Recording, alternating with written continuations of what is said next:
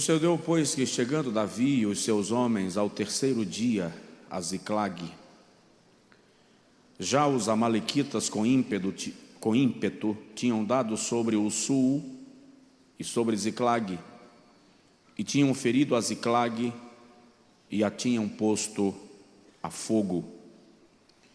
E levaram cativas as mulheres que estavam nela, porém a ninguém mataram, nem pequenos nem grandes, tão somente os levaram consigo e foram pelo seu caminho.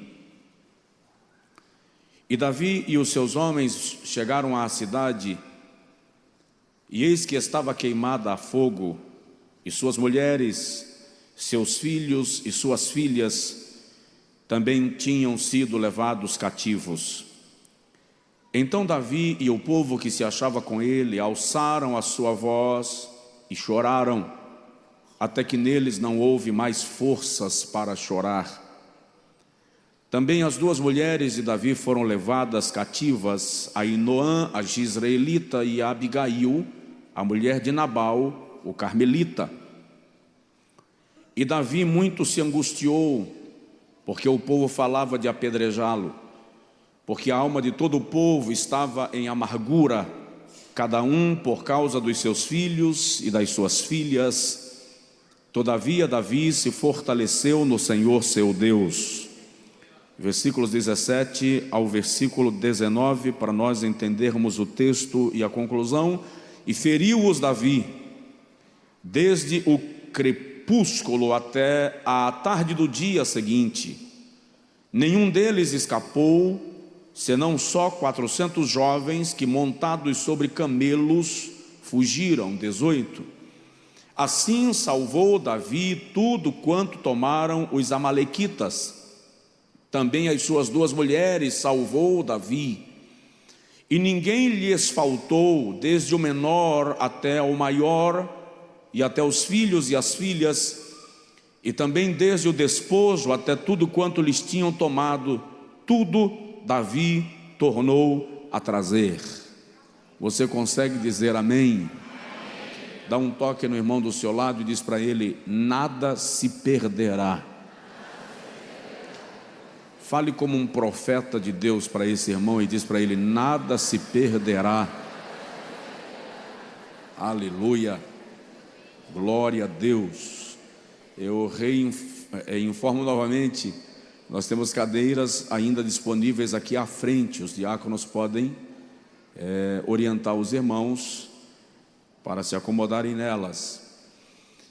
Meus queridos, hoje ao sair daqui pela manhã, e ao chegar em casa e abrir a Bíblia pedindo que o Senhor me desse o socorro para ter o que compartilhar com vocês à noite, este texto me veio à mente, e eu já o li com os irmãos aqui em alguma ocasião, e já fiz alguma reflexão nele em alguma ocasião, mas hoje, voltando a ler e a bisbilhotar o texto e folhear a Bíblia, algumas informações que eu ainda não havia percebido vieram ao meu coração, e eu quero compartilhar contigo nesta noite, falando sobre sua promessa é maior do que a sua dor. Sua promessa é maior do que a sua dor. Para você que está em casa acompanhando pela internet, sua promessa é maior do que a sua dor.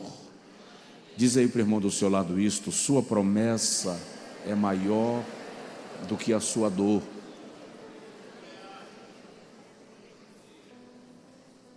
Alguém já disse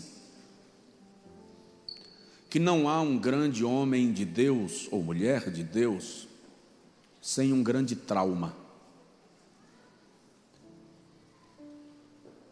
Toda promessa requer a disposição de passar por processos até que se chegue à concretização dela.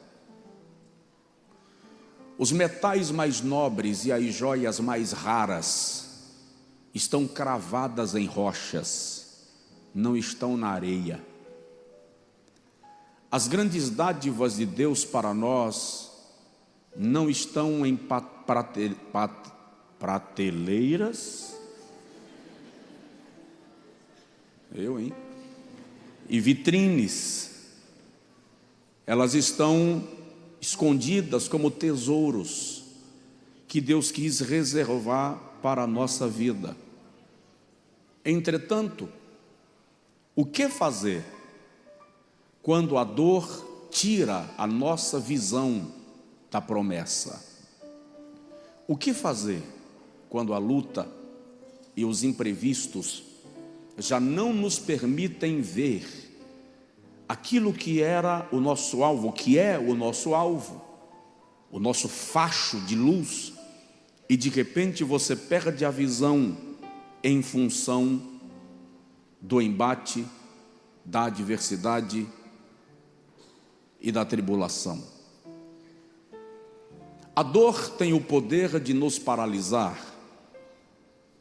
assim como nós temos o poder de superá-la. Se nós lermos Gênesis capítulo de número 11, versículo de número 26 a 32, nós vamos perceber que a caminhada de Abrão começou antes mesmo de Deus falar com ele pessoalmente. O texto diz para nós que Terá, pai de Abrão, 11:26 de Gênesis, viveu 70 anos e gerou a Abrão, a Naor e a Arã. E o versículo 28 diz para nós que, 27, que estas são as gerações de Terá. Terá gerou a Abrão, a Naor e a Arã. E Arã gerou a Ló. Presta atenção nisso. Como é o nome dos filhos de Terá? Abrão, Naor e Arã. Diga comigo, Arã. Guarde esse nome para você entender algo. No versículo 28, o texto bíblico diz que morreu Arã estando seu pai Terá ainda vivo, ou seja, o filho morreu antes do pai, na terra do seu nascimento, em Ur dos Caldeus. Historicamente, Arã foi morto por Nimrod. Nimrod é o idealizador e encabeçador da construção da Torre de Babel. E é a primeira personificação do diabo, do satanismo e da idolatria na história da humanidade. Arã foi morto por Nimrod. Presta atenção, o diabo sempre vai querer te ferir na tua trajetória e na tua caminhada. O versículo 28 diz que Abrão e Naor tomaram mulheres para si. O nome da mulher de Abrão era Sarai, 29, e o nome da mulher de Naor era Milca, filha de Arã. Milca é irmã de Ló, que se casa. Milca casa com o seu tio Naor. E também tem outra irmã chamada Isca. São duas filhas e um filho de Arã, morto por Nimrod. Versículo de número 30 diz assim: e Sarai era estéril e não tinha filho. Sabe o que eu acho mais curioso na trajetória dos homens da fé? Todos eles tiveram que lidar com algum tipo de dor, de anseio e de problema. A fé não anula a adversidade. A fé te capacita a saltar muralhas. A fé te capacita a atravessar o deserto. A fé te capacita a caminhar por sobre as águas. A fé te faz ver aquilo que você não viu ainda, porque não é visível a olhos humanos, mas te leva a contemplar o invisível. Então, pratique fé, exerça fé, viva em fé, porque tudo que não é por fé, diz a Bíblia, é pecado. Aí o versículo 31 diz: e tomou Terá a Abrão, seu filho, e a Ló. Aqui começa a viagem de Abrão. Ele tomou Terá, ele tomou Abrão, seu filho, e a Ló, filho de Arã, filho de seu filho, tomou Sarai, sua nora, mulher de seu filho Abrão, e saiu com eles de Ur dos Caldeus para ir à terra de Canaã. Veja que quando saem para uma viagem, para uma trajetória de mudança, Abrão acompanha seu pai. E a Bíblia diz que eles chegaram à terra de Harã e ali habitaram. Ei, como é o nome do filho de Terá que foi morto por Nimrod? Como é o nome do filho de Terá que foi morto por Nimrod? Harã. Versículo 31 diz que eles chegam numa terra chamada Harã e habitam lá. Versículo 32 diz: e foram os dias de Terá 205 anos, e morreu Terá onde? Em Harã. Como é o nome do filho de Terá que foi morto por Nimrod? Qual é o nome da terra onde Terá paralisa e morre? Preste atenção. A trajetória de Terá não era para estagnar em Harã. Ele não saiu de Ur dos Caldeus para ir a Harã. Ele saiu de Ur dos Caldeus para ir a Canaã. Por que ele parou em Harã? Seu filho Harã fora assassinado de maneira violenta.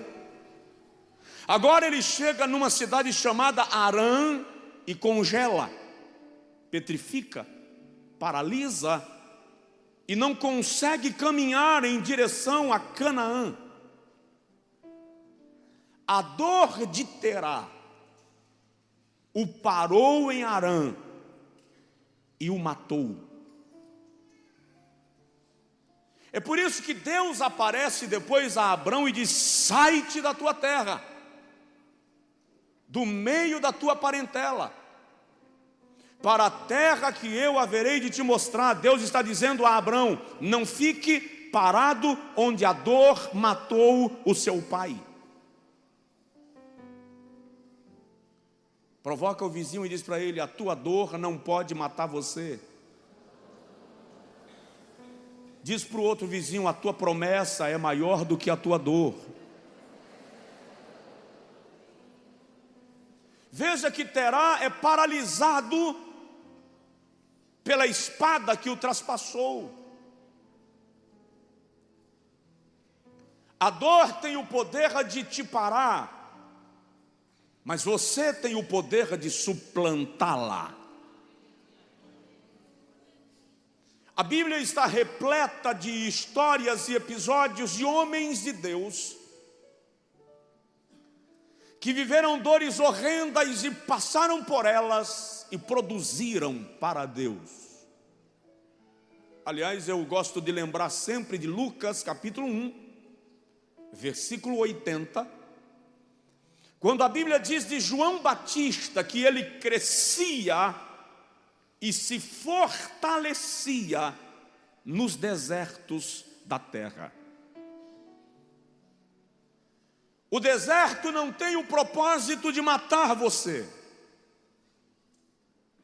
O deserto é para te treinar, é para desenvolver a tua resistência. Quando você passa pelo deserto, em lugares onde outros morreriam, você enlarguece, robustece, se fortalece. Por quê? Porque a tua promessa é maior do que a tua dor. Eu já disse aqui que uma das falhas que nós cometemos no exercício e na prática da fé é linkar a promessa às circunstâncias. Então, quando as circunstâncias são contraditórias ou contrárias, ou ainda adversas, nós deixamos de crer na promessa por causa da adversidade. E nós temos que entender que o poder da promessa não está na circunstância, mas naquele que fez a promessa. E a Bíblia diz assim: fiel é aquele que prometeu, o qual também o fará. Ou seja, aquele que prometeu fará cumprir. Só que o episódio que nós lemos de Davi traz para nós algumas lições de como lidar com a dor em meio aos desafios, em meio às circunstâncias que envolvem a promessa. A Bíblia Sagrada nos mostra no capítulo 29 do primeiro livro de Samuel, Davi está sendo perseguido por Saul. E nessa perseguição, Davi precisa sair dos termos de Israel. E ele vai ao rei dos filisteus e pede ao rei dos filisteus morada. E o rei dos filisteus dá a Davi uma cidade chamada Ziclag. É uma cidade da Filístia, do território da Filístia, mas que está na fronteira sul de Judá com a terra dos filisteus. E Davi mora em Ziclag, cidade do inimigo, porque ficar em casa não era seguro, ou seja, ficar no território de Israel não era seguro. Porém, a Bíblia diz que há uma guerra entre os filisteus e Israel. Capítulo 29. Esta guerra dos filisteus com Israel é o que culmina na morte de Jonatas e Saul, seu pai. Como Davi está vivendo de favor na terra dos filisteus, ele vai ao rei da Filístia e se oferece para guerrear em favor do exército dos filisteus contra Israel. E o rei da Filístia concordou. Davi iria guerrear contra Israel, apoiando os seus inimigos mais tradicionais, mais antigos, os filisteus. Só que quando a informação chegou aos conselheiros do rei filisteu, os conselheiros disseram: majestade, Davi não é homem para se confiar nessa batalha. Quando ele perceber que Israel está perdendo a guerra, o seu sangue, o seu patriotismo vai se manifestar, vai prevalecer. E no meio da guerra, Davi vai se virar contra nós. E aí estaremos enfraquecidos. Manda Davi voltar para casa e vamos sem Davi. E o rei dos filisteus concordou e disse a Davi: você não irá à guerra com a gente. E aquilo foi um livramento de Deus para a vida de Davi. Porque se Davi está na guerra que matou Saul, ficaria na história registrado que Davi matou Saul para tomar o trono. Então Deus tira Davi da batalha, presta atenção, Deus tira você de algumas situações que você gostaria de estar, só para te livrar de uma marca ruim na tua trajetória, na tua biografia. Então não reclama quando Deus mudar a tua rota, quando Deus mudar a tua trajetória, quando Deus mudar o teu destino, quando Deus não te permitir ir onde você gostaria muito de ir, porque você está vendo o agora, Ele está vendo o futuro, você está vendo a repercussão imediata, e Deus está construindo a tua história para médio e longo prazo. Aleluia!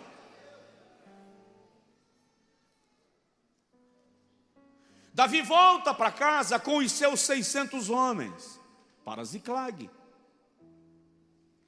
Se você analisar o currículo dos caras que andavam com Davi, não é um currículo muito louvável. O texto diz que eram homens endividados, amargurados de espírito, que se ajuntaram a ele. Então são os camaradas que estão dispostos a qualquer coisa, inclusive a matar Saul. Quando eles voltam para casa, de cima da montanha, eles veem uma fumaça muito forte. E eles correm a Ziclag para ver o que havia acontecido e perceberam que as casas de Ziclag foram incendiadas. As posses das casas foram roubadas e os moradores, esposas e filhos, não estavam. Não havia mortos no arraial, mas também não haviam vivos. Todos haviam sido levados. E o texto sagrado diz que Davi e os seus 600 homens entraram em desespero e choraram. E o texto diz que eles choraram até que lhes faltaram forças. Nas traduções mais antigas, a expressão é: choraram ao ponto de desmaiar. Para você ter uma ideia, dos 600 homens, 200 não tiveram pernas para ir à guerra, porque o choro lhes gerou fraqueza física. Imagina que não é um choro qualquer. Davi também chorou. Mas agora, Davi vai ensinar para nós algumas coisas, porque a história que se sucede a eles, muitas vezes, se sucede a nós, óbvio, em contextos e circunstâncias diferentes. Mas vamos aprender a lidar com a dor, focando na promessa. Provoca aí o vizinho e diz para ele: não perca a visão da promessa. Então vamos aprender 6 lições desse texto. Eu vou ser objetivo. Vamos trabalhar 6 lições desse texto sobre como superar a dor para alcançar a promessa. Primeira lição que eu e você precisamos aprender é que para alcançar a promessa em meio à dor, nós teremos que aprender a lidar com a dor. Você vai ter que lidar com a dor. Versículos de números 3 e 4 diz, repito: a cidade foi queimada, as mulheres e os filhos foram levados cativos. Davi e os seus homens choraram ao ponto de desmaiar. Não dá para ignorar o que dói. Não dá para fingir que não está doendo. A psicologia moderna nem orienta que você finja que não dói. Maquiar a dor não anula o sofrimento. Fingir que não está sendo provado não anula a provação. É preciso enfrentar a dor e aprender a lidar com ela. É preciso desenvolver a habilidade de trabalhar com a dor e não fingir que ela não existe. No dia que Satanás chega para Jesus e diz assim: se tu és o Filho de Deus, manda que essas pedras se transformem em pães. Jesus não nega a fome, ele nega a sugestão do diabo. Mas Jesus admite a fome. Nem só de pão viverá o homem, mas de toda palavra que sai da boca de Deus. Negar a fome é maquiar a necessidade. E esta não é a orientação da Santa Bíblia, da palavra de Deus. Eu e você precisamos entender que quando você ignora a dor, na verdade você busca subterfúgios, mecanismos para medicá-la. É por isso que no mundo afora se dói, o camarada enfia o nariz nas fileiras de cocaína. Se ele fuma um maço de cigarro por dia e no dia que está doendo ele fuma 2. Se ele está com frio, toma cachaça para esquentar. E se está com calor, toma cachaça para esfriar. Porque ele resolveu medicar a dor, fingir que não está doendo. se encerra dentro de casa, portas fechadas, bebe, faz sexo de todas as formas e possibilidades para fingir que não está doendo. E depois que passa a ressaca, a dor continua lá. E aí vale a frase de Tiririca, quando ele diz: todas as vezes que eu fugi de mim, eu não consegui, porque onde eu chegava, eu estava lá.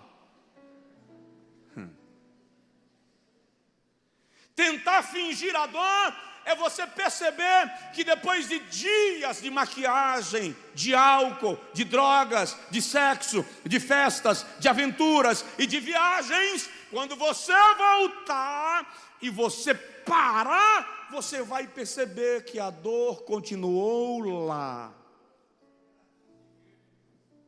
Ela não pode ser maquiada. Você tem que lidar com ela. Você precisa trabalhar a dor que você está sentindo. E aí, nesse caso, e agora eu vou trazer sobre nós uma tonelada de responsabilidade. Só existem duas formas de um cristão lidar com a dor: Deus e a igreja. Mergulhar em Deus, se entregar a Deus, conversar com Deus, abrir o coração para Deus, dizer tudo para Deus, não tentar fingir nada para Deus, porque Deus não precisa que você finja nada, porque Ele conhece tudo. É abrir o coração e dizer: estou chateado, estou sofrendo, estou amargurado, estou perdido no mundo, estou, como dizia meu avô, num mato sem cachorro. Chegue para Deus e conte onde dói e o que dói, porque Ele entende você. E a igreja? Por que a igreja? Porque a igreja é lugar de cura. Lá vai uma tonelada de responsabilidade. A igreja deve ser lugar de cura. E quando a igreja é o soldado que usa a espada para aumentar a ferida de quem já está sofrendo, ela deixa de cumprir o papel de igreja e se torna apenas uma organização humana pronta para destruir aqueles que não se parecem com os seus padrões. A igreja falha muitas vezes na demonstração de apoio a quem está sofrendo. E você tem que entender que hoje o amor de Deus é revelado ao mundo através da igreja. Provoca o vizinho, fala com ele: se você não ama, você não pode ser igreja.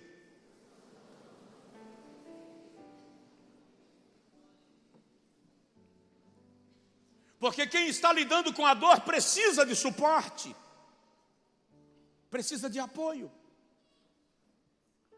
precisa ser cercado e protegido, porque está doendo. Aprenda a lidar com a dor. Se refugie em Deus e não se afaste da igreja. Só porque está doendo, não vou mais para o culto, vou me afastar do evangelho. Aliás, tem uma alternativa bem utilizada hoje: vou mudar de igreja. Fugir da dor não resolve o problema, você tem que lidar com ela. Eu já fiz coisas com a minha dor, que aqueles que estavam perto de mim se revoltaram comigo, porque não, isso é loucura, isso é gostar de ser torturado. E eu respondi: não, isso é desenvolver a habilidade de lidar com aquilo que dói, para que não doa mais. Porque presta atenção, a primeira chicotada faz um vínculo, a segunda faz um corte, a terceira faz uma ferida, mas em algum momento os tecidos vão se regenerar e a pele vai nascer mais grossa, e você foi preparado para o desafio pelo próprio desafio. Presta atenção, a dor te prepara para a dor. A dor te fortalece para a própria dor. Aprenda a lidar com ela. Segundo lugar, sua promessa é maior que a sua dor. Você tem que lidar com o povo. Você precisa lidar com as pessoas à sua volta. Porque se está doendo, tem alguém que sabe que está doendo, e você tem que aprender a lidar com esse alguém. Os homens de Davi choraram, ao ponto de quererem desmaiar, mas sabe o que é interessante? Davi também chorou. Não foram levadas apenas as mulheres e os filhos deles. Foram levados também as mulheres e os filhos de Davi. A sensação que as pessoas têm quando estão sofrendo é que ninguém mais no mundo está sofrendo também. A sensação que as pessoas têm quando estão em provação e ouvem uma mensagem de estímulo é que no pregador não há dor. Tem gente que pensa que pregador é alado, um ser transcendental, angelical, espiritualizado. Terminei de pregar um dia, sabe aquele dia que você prega e Jeová olha para você e diz assim: vou te usar.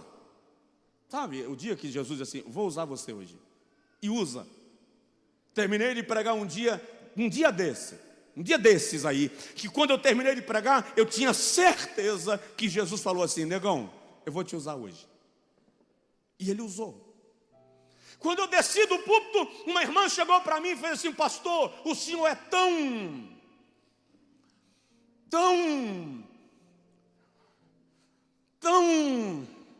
eu acho que o senhor não sente nem sede.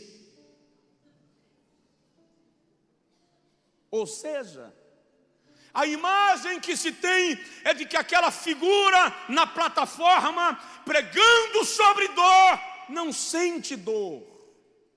Mas presta atenção, Davi também chorou. Não foram só os homens. Eu estava dando uma pesquisada hoje para poder compartilhar com vocês sobre isso. Você tem que lidar com o povo.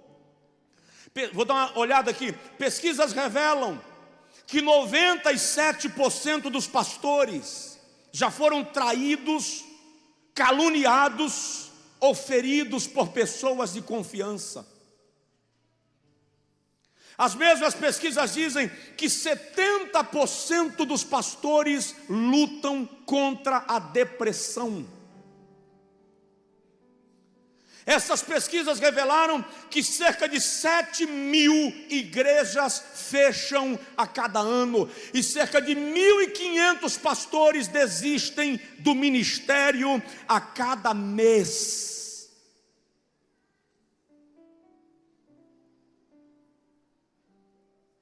Você tem que lidar com a sua dor e tem que lidar com o povo. Essas pesquisas dizem que apenas 10% dos pastores pretendem se aposentar como pastores. As pesquisas revelam que 94% das famílias dos pastores sofrem prejuízos por causa da pressão do ministério.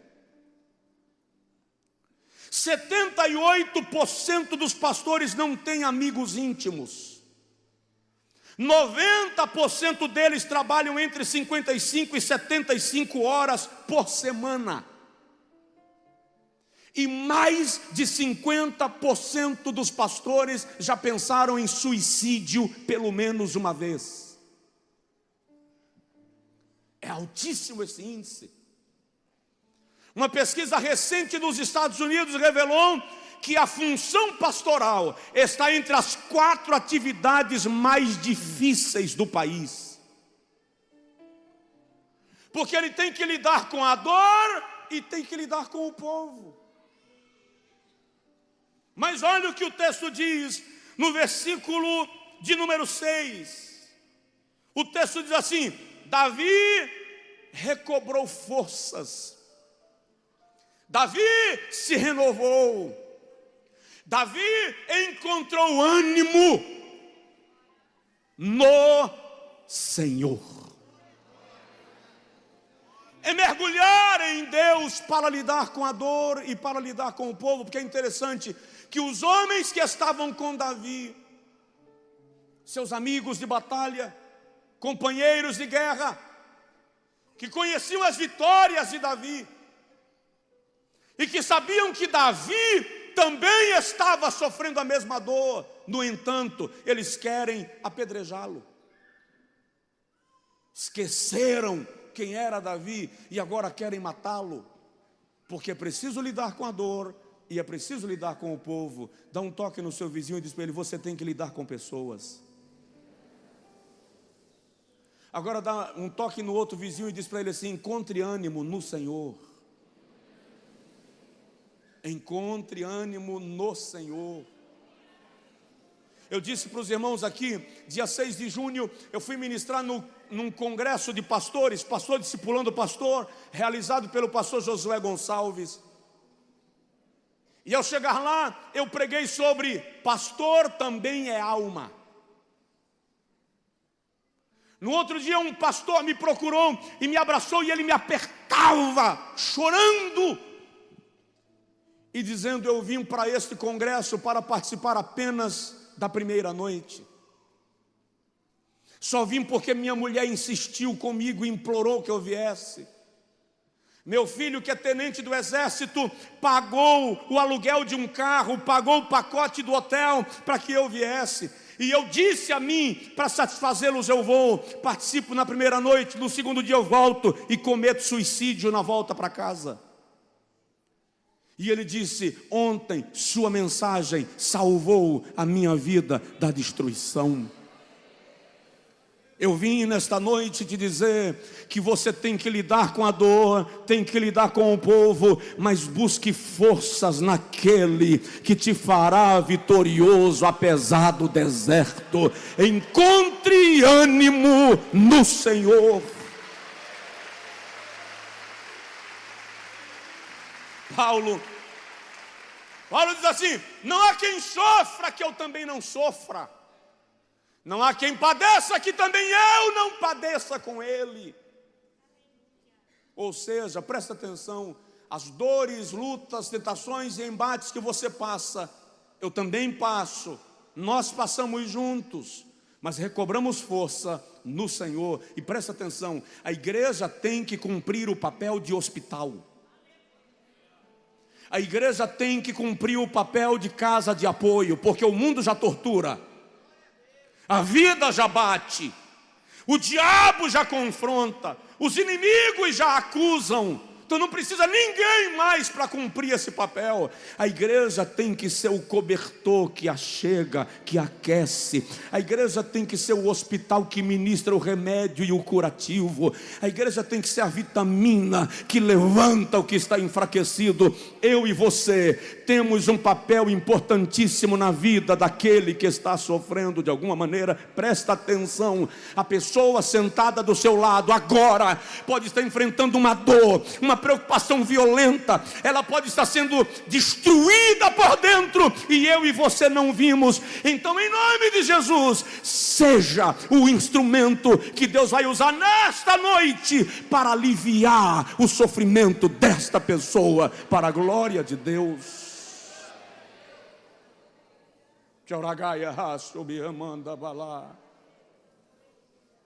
Terceiro lugar, a sua promessa é maior do que a sua dor. Só quem aceita essa palavra diz amém. Nesse processo de alcançar a promessa apesar da dor, você tem que lidar com aquilo que parece perdido.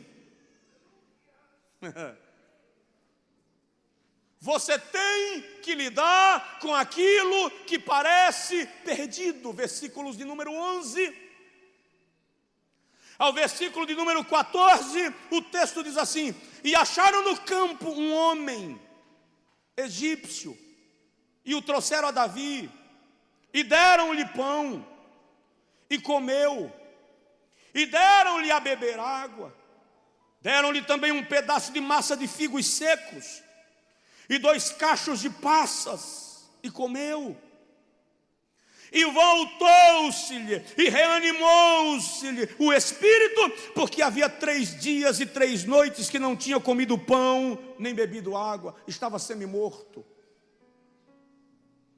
Então Davi lhe disse: de quem és tu e de onde és? E disse o moço egípcio: sou servo de um homem amalequita, e meu senhor me deixou porque adoecia 3 dias. Nós demos com ímpeto para a banda do sul dos Queretitas, e para a banda de Judá, e para a banda do sul de Calebe, e pusemos fogo a Ziclague. E Davi disse no versículo 15: tu poderias nos guiar a esta tropa? Por Deus, disse o homem, jura-me que não me matarás e me entregará ao meu senhor, e descendo te guiarei a essa tropa. Presta atenção, Davi vem com 400 homens, 200 ficaram lá. A prioridade de Davi não é salvar um semi-morto na estrada. A prioridade de Davi é recuperar a família dos seus homens e a sua família. Mas ele para e dá água e comida para alguém que está morrendo na estrada. E presta atenção, aquele quase morto se tornou a resposta de Deus para o que Davi estava procurando. Porque ele dá comida e espera o camarada se refazer. E ele dá uma segunda porção e espera o camarada se refazer. Porque o camarada tem 3 dias sem comer e sem beber. E quando ele se refaz, Davi pergunta: quem é você? Sou egípcio. De onde és? Sirva um senhor amalequita. E o que fazes aqui? Atacamos a Ziclague, colocamos fogo em Ziclague. Imagina o coração de Davi agora, porque ele está viajando sem rumo, mas agora há uma resposta. Tu me guias ao encontro da tropa, te guiarei, descerei contigo, apenas promete que pouparás a minha vida. Às vezes você tem que investir naquilo que já está perdido, para alcançar aquilo que você pretende. Às vezes, para alcançar a promessa, você tem que suplantar a tua dor e socorrer quem ajudou a causá-la. Porque a resposta pode estar na beira do caminho, quase morta. Invista naquilo que parece perdido. A resposta de Deus para você pode estar ali. A resposta de Deus muitas vezes está para nós naquilo que, no lugar que nós menos esperamos. Aprenda a lidar com aquilo que parece perdido. Saiba socorrer. Olha a sensibilidade de Davi e dos seus homens. Ele poderia ignorar o morto, quase morto, mas ele não ignora, ele para. Provoca aí o vizinho, fala com ele: não ignora quem sofre do teu lado.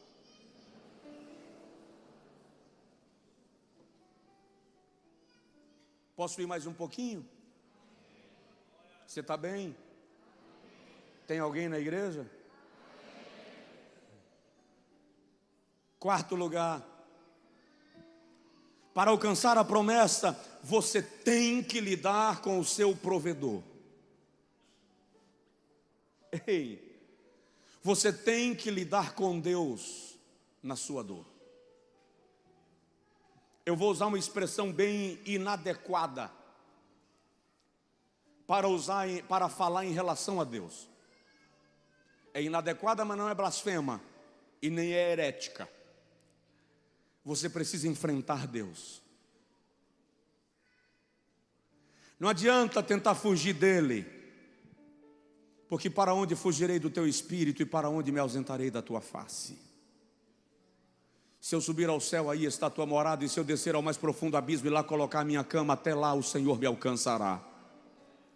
Se eu descer ao abismo profundo, onde as trevas predominam, e disser: aqui do Senhor me esconderei, até lá a tua luz me iluminará. Tu me sondas e me conheces, tu conheces o meu sentar e o meu levantar, sem que haja palavra na minha boca, tu conheces muito bem, tu conheces os meus rins, quando eu ainda era informe no ventre da minha mãe, o Senhor já me contemplava, e os meus dias estão todos escritos diante de ti.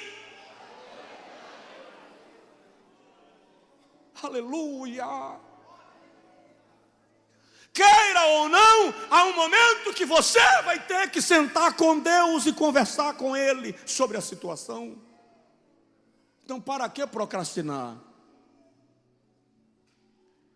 Para que adiar aquilo que vai ter que acontecer? Senta com Deus. Você vai ter que lidar com o seu provedor.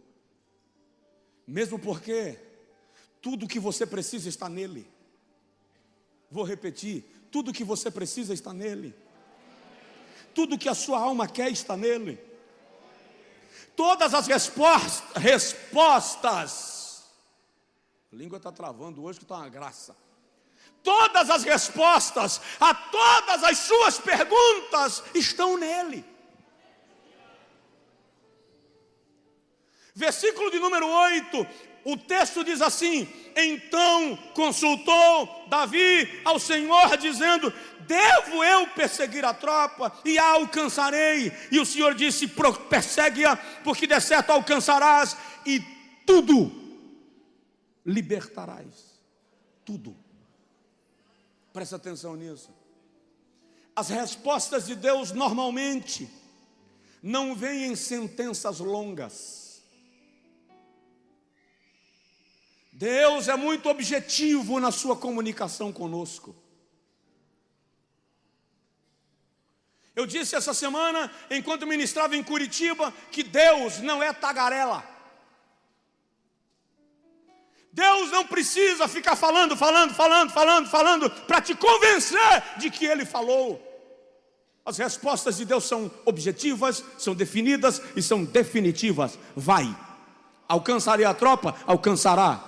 E vai libertar tudo. E encerrou. Deus não fica conversando com Davi, fazendo dengo, dizendo: olha não, neném, que papai do céu vai te dar cobertura. Não. Devo eu ir? Vá. Vou conseguir alcançar? Vai. E vai recuperar tudo. Assunto encerrado, presta atenção.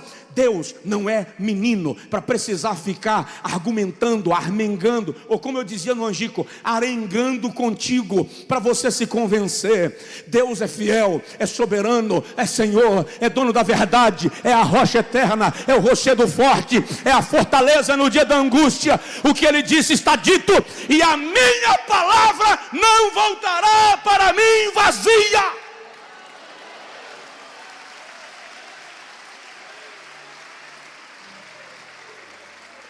Ei,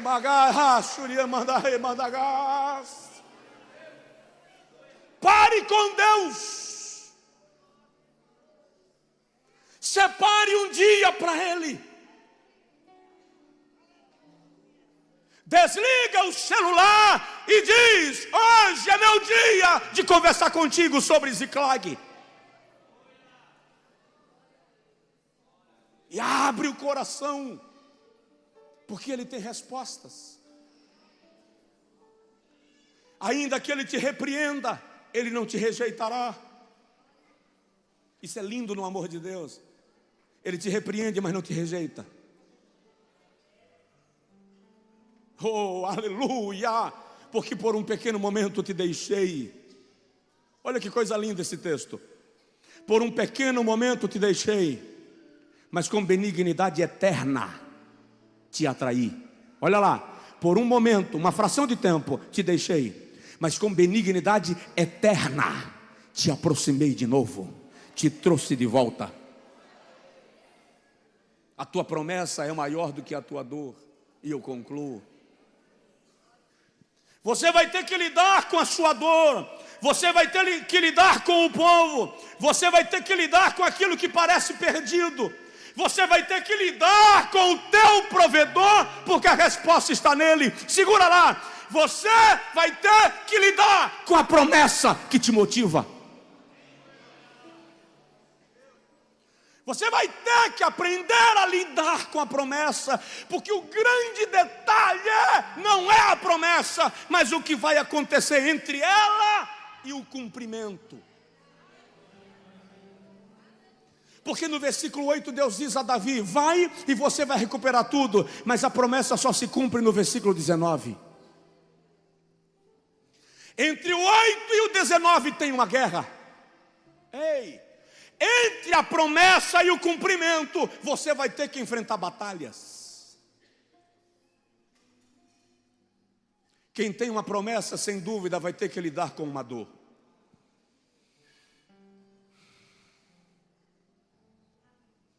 Quem tem uma promessa, sem dúvida, vai ter que enfrentar uma batalha. Há uma guerra em questão. A espera pela promessa, o que vem até que ela se cumpra, é o que Davi não sabia, porque eu e tu conhecemos o final da história, mas Davi não sabia. O versículo 19 ainda não havia sido escrito, quando Deus faz uma promessa no versículo 8. Então você está agora numa promessa, mas você não sabe o que vai acontecer até o 19, o versículo 19 da sua vida. Você está no versículo 8, mas você não sabe qual é o processo até o 19. E no meio do caminho, no versículo 10, 11, 12, 13, quando a batalha fica renhida, quando o dia fica nublado, quando a angústia te sufoca, você tende a esquecer do que Deus te disse no versículo 8. Porque não falta gente para te desanimar nesse período. Não falta gente para te dizer não vale a pena nesse período do 8 ao 19. Você tem uma batalha violenta a enfrentar, e muitas vezes quem deveria somar contigo quer te apedrejar. Você vai ter que lidar com isso. Mas você vai ter que entender que se você prosseguir, Deus não é homem para que minta. Eu vou repetir: Deus não é homem para que minta. Vou dizer mais uma vez: Deus não é homem para que minta. Vou dizer só mais uma vez: Deus não é homem para que minta, nem filho de homem para que se arrependa. Havendo dito, não o fará, e havendo ele prometido, não o cumprirá. Aleluia! Sabe qual é o nosso problema? É que quando nós estamos no versículo 8, nós não temos a visão do versículo 19 na nossa própria vida. E aí alguém que está vendo diz assim: vou te apedrejar, acabou, destruiu, já era, já foi, bau. E Jeová olha para você de longe e faz assim: não para no 9, porque você não viu, mas eu já escrevi o 19. Você só conhece a dor, mas eu conheço a promessa. Não para aí. Amo esse versículo, pastores, quando a Bíblia diz assim: Deus conhece o final das coisas antes que elas comecem. Ei! Você só conhece o primeiro capítulo, mas o escritor já conhece o último.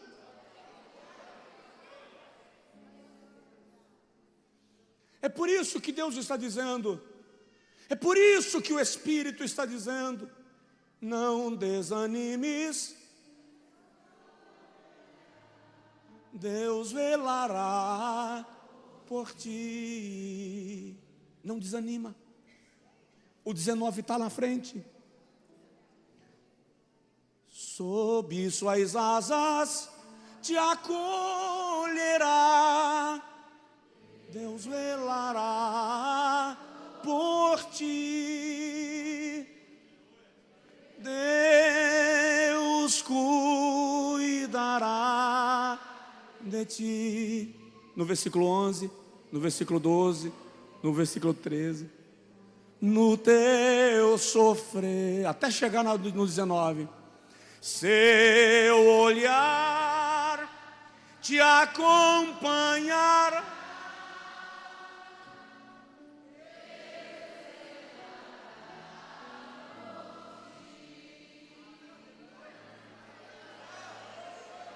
Permaneça firme na promessa que o 19 vai chegar. Permaneça firme na promessa que o 19 vai chegar. Olha o que diz o versículo 19: não faltou ninguém, desde o menor até o maior, e até os filhos e as filhas. E além disso, Davi trouxe o despojo da guerra. Segura lá. no versículo 19, você não vai receber apenas o que o inimigo levou, mas Deus vai te dar com sobra, porque Ele é o Senhor que honra aqueles que confiam naquilo que Ele prometeu. Fica de pé, por favor.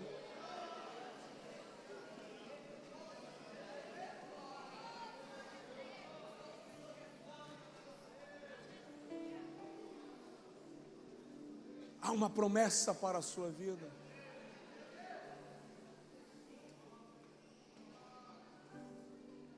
É por isso, e pode posicionar que eu sinalizo, que a gente canta: por toda a minha vida, ó Senhor, eu te louvarei.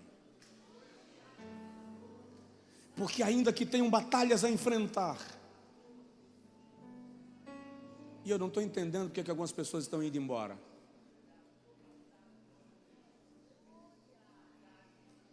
Eu vou controlar meus nervos para não estragar a minha pregação,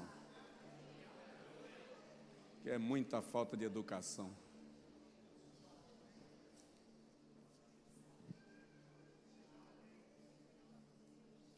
Faz isso no cinema.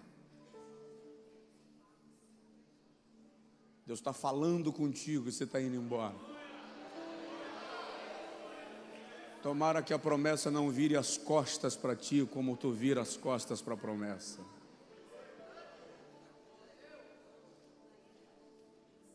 Há uma promessa na sua vida. E essa promessa vai se cumprir. E deixa eu te explicar só uma coisa para concluir e orar. Quando a promessa se cumprir,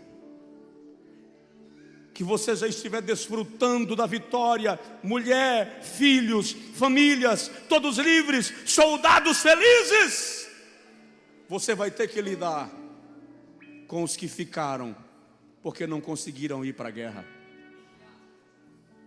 Porque 200 ficaram.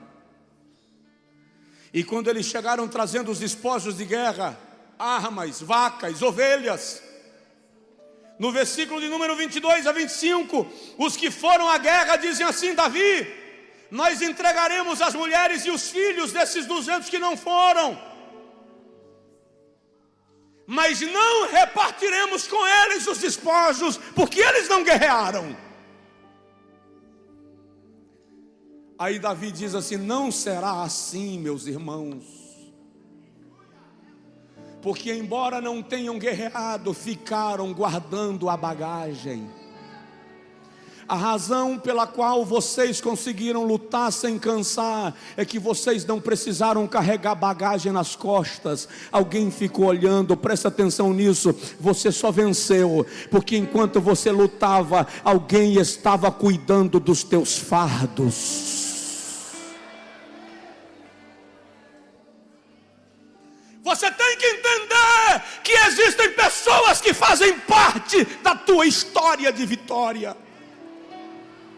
Elas não estavam na guerra contigo, elas não seguraram a espada contigo, elas não colocaram o pescoço a prêmio contigo, mas você só teve força para lutar, porque alguém ficou guardando o teu fardo. Se você estivesse com fardo nas costas, a sua agilidade seria menor. Se você estivesse com peso nos ombros, a sua habilidade seria diminuída. Então não esquece de honrar quem não lutou contigo, mas carregou o teu fardo. Ah, como a Bíblia é linda. Cachorro,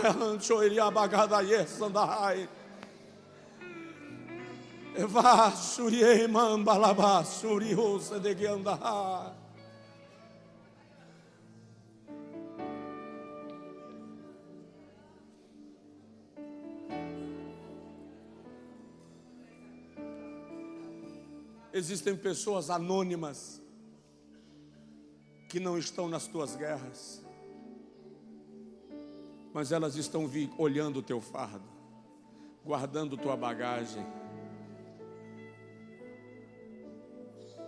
De vez em quando nessas minhas andanças, algum nobre desconhecido chega e diz assim: pastor, Deus me colocou para orar a noite inteira por sua vida. Fiz 7 dias de jejum por sua causa. Não sei quem é, nunca vi. Mas Deus sempre levanta aqui.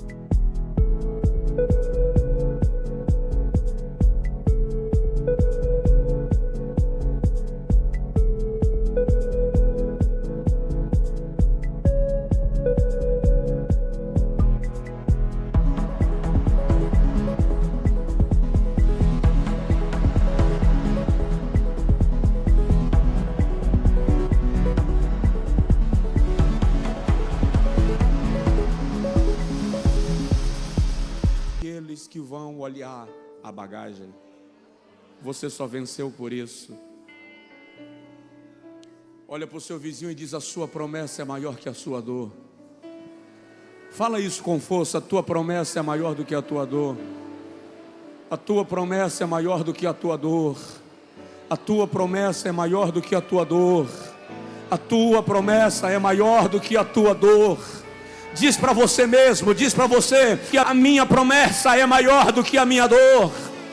A minha promessa é maior do que a minha dor. Diz isso para você: a minha promessa é maior do que a minha dor.